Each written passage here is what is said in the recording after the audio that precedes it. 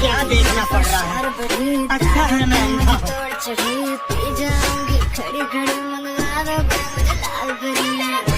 हिसाब से तो ये जो भी बाबा वगैरह है कोई भी सही है, वो चाहे प्रेमानंद महाराज जी क्यों ना हो। নমস্কার বন্ধুরা, নিউজ বাংলায় আপনাদের স্বাগত। আজকে যে ভিডিওটা নিয়ে আসলাম সেটা হচ্ছে সিজেপি মানে ককরোচ পার্টি। ছাত্র আন্দোলনের নামে যে বর্বরতা শুরু করেছে আপনারা ইতিমধ্যে সেটা কিন্তু দেখতে পেয়েছেন বিভিন্ন সোশ্যাল মিডিয়ার মাধ্যমে।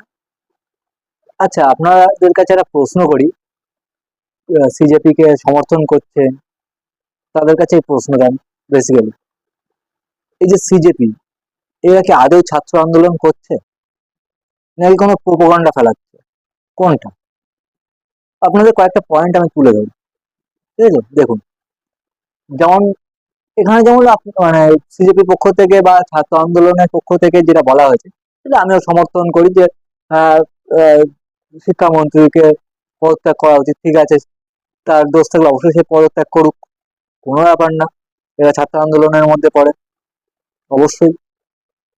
ছাত্র আন্দোলনের মধ্যে যা যা পড়ে, ছাত্রদের যে সুরক্ষা ব্যবস্থা, এই যে একটা ছেলে যে আত্মহত্যা করেছিল নিটের কারণে, এসব বিষয় নিয়ে আপনারা প্রশ্ন তুলুন না, কোনো ব্যাপার না, আপনারা প্রশ্ন তুলতেই পারেন। কিন্তু কিন্তু কিন্তু এই যে আপনারা দেশ ভাগের কথা বলছেন, ভারত তেরা টুকরে হোগে, হ্যাঁ, এইসব কথাবার্তা কি কি বলেছেন চলুন একবার পড়ে শোনায় আপনাদেরকে। শিক্ষামন্ত্রী পদত্যাগ চাই, ঠিক আছে, দাবিতে জোর আছে, কিন্তু ভারত মাতা মা হলে বাবা, ভারত মাতা মা হলে বাবা কে, এই কথাবার্তা এইগুলো কি ছাত্র আন্দোলনের মধ্যে পড়ছে? গেল দ্বিতীয় পয়েন্ট, জয় শ্রীরাম বলা যাবে না, জয় সংবিধান বলবো, আচ্ছা ঠিক আছে, মানা গেল। জয় শ্রীরাম বলতে হবে না, জয় সংবিধান বলতে মানলাম, খুব ভালো কথা। কিন্তু এখানেও একটা কিন্তু আছে, সেটা হচ্ছে তারপরে যখন দেখা যায় স্টেজে দাঁড়িয়ে বাস নাম রাহেগা আল্লাহ কা, আরে ভাই, যখন তুমি জয় শ্রীরাম বলতে পারবে না, বলো না, তাহলে আবার এখানে আল্লাহরে টেনে আনার কি দরকার? এখানে কি মানে যেটা বেসিক্যালি বোঝা যাচ্ছে হিন্দুদেরকে টার্গেট করা হচ্ছে নাকি? হ্যাঁ, আরো আসছি, কাশ্মীরের নেতা, কাশ্মীরের একজন নেতা গিয়েছেন, তিনি গিয়ে কি বলেছিলেন? আর্টিকেল 370 লাগু হোক। বাহ, আর্টিকেল 370 আবার লাগু হোক কেন ভাই? এখানে কি উস্কানিমূলক মন্তব্য কেন? তোমরা ছাত্র আন্দোলনে এসেছো, ছাত্রদের বিষয়ে বলো, শিক্ষাগত বিষয়ে বলো, সমস্ত কিছুতে বলো, কোনো দোষ নেই, ফুল সাপোর্ট। কিন্তু এই যে দেশদ্রোহী মার্কা কথাবার্তা, এই দেশের বিরুদ্ধে কথাবার্তা, এইগুলো সাপোর্টেবল নয়। আরো বলছি, মঞ্চে যিনি বক্তব্য রেখেছিলেন অরুন্ধতী রায়, হ্যাঁ মঞ্চে অরুন্ধতী রায় যিনি, উনি কি বলেছিল? আজাদি মাঙ্গে কাশ্মীর। আবার কোথা থেকে কাশ্মীর আজাদি মাংলো? 370 যখন উঠে গেল তখন থেকে তো কাশ্মীর এখন যথেষ্ট শান্তিপূর্ণ আছে, ভালো আছে, সেখানকার মানুষজন তারা এখন ভালোভাবে জীবনযাপন করছে। এই উস্কানিমূলক বক্তব্যগুলো না দিলে আপনাদের মনে হয় পেটের ভাত হজম হয় না। ছাত্র আন্দোলনের নামে আপনারা প্রোপাগান্ডা ফেলাচ্ছেন। আরো বলছি, মিছিল থেকে স্লোগান উঠেছে কি সংসদ ভবন গুড়িয়ে দাও। কে বলছে?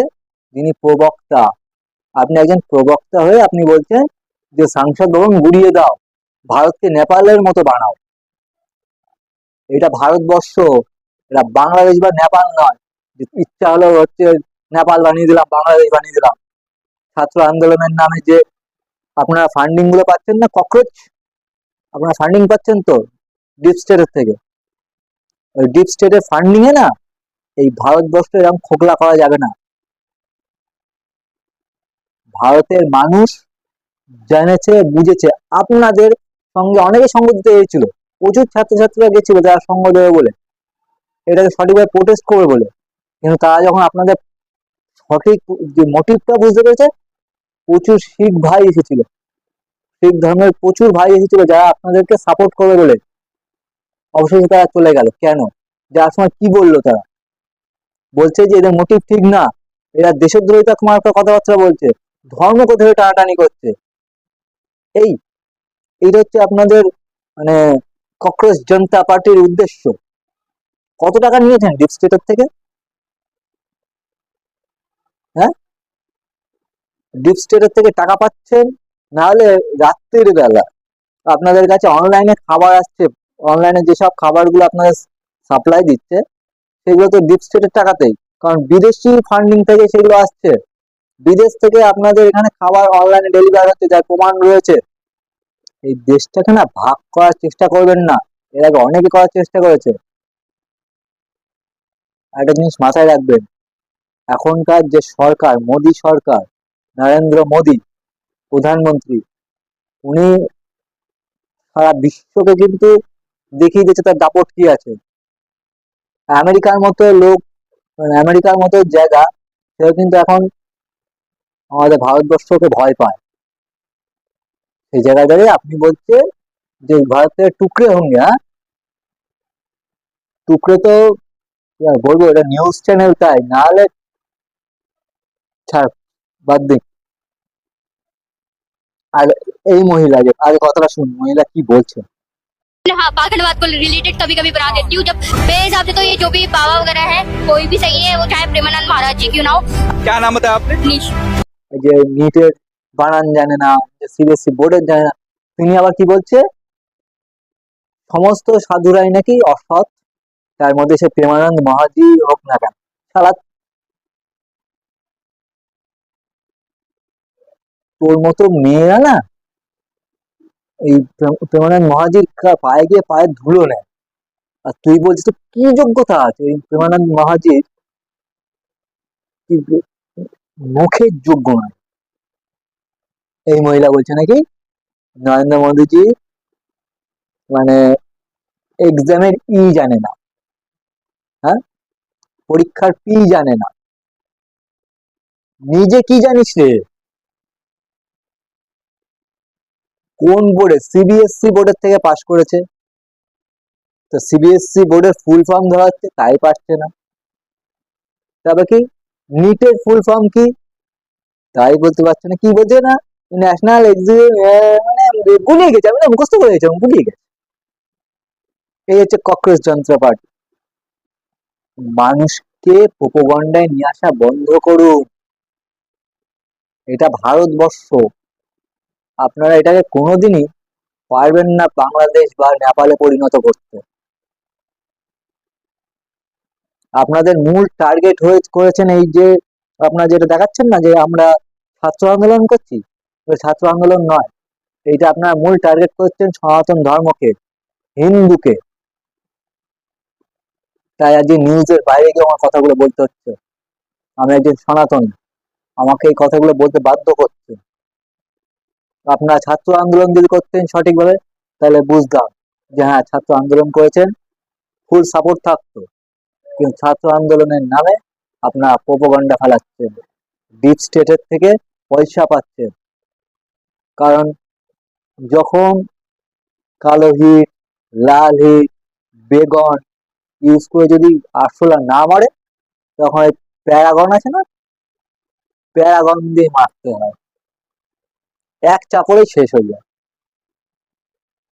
দ্বিতীয় এই মহিলাটাকে দেখুন, ইনি আমাদের প্রধানমন্ত্রীজি নামে গালিগালাজ করছে, করছে, যাই হোক। আবার উনি নাকি নিটের ছাত্রী বা পরীক্ষার্থী বা স্টুডেন্ট। ইনার এই ভিডিওটা দেখুন, এটা একজন নিট বা স্টুডেন্টের নাকি তার পরিচয়। হ্যাঁ, मोदी साला चोर है चोर है चोर है मोदी साला चोर है Wake up to reality.